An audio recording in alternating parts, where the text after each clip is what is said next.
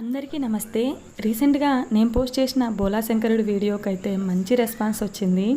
చాలా అంటే చాలా పాజిటివ్ కామెంట్స్ కూడా పంపుతున్నారు. నిజంగా అందరికీ ధన్యవాదాలు. అయితే కొంతమంది ఈ ప్లేస్ ఎక్కడ అని అడుగుతున్నారు. ఈ ప్లేస్ వచ్చి బెంగుళూరు నియర్ చిక్కబల్లాపూర్ దగ్గరున్న ఈషా ఫౌండేషన్ అండి. మనం గూగుల్‌లో సెర్చ్ చేసినా క్లియర్ ఇన్ఫర్మేషన్ వస్తుంది.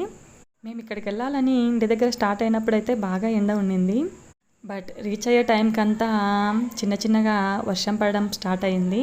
మాకైతే చాలా హ్యాపీ అనిపించింది.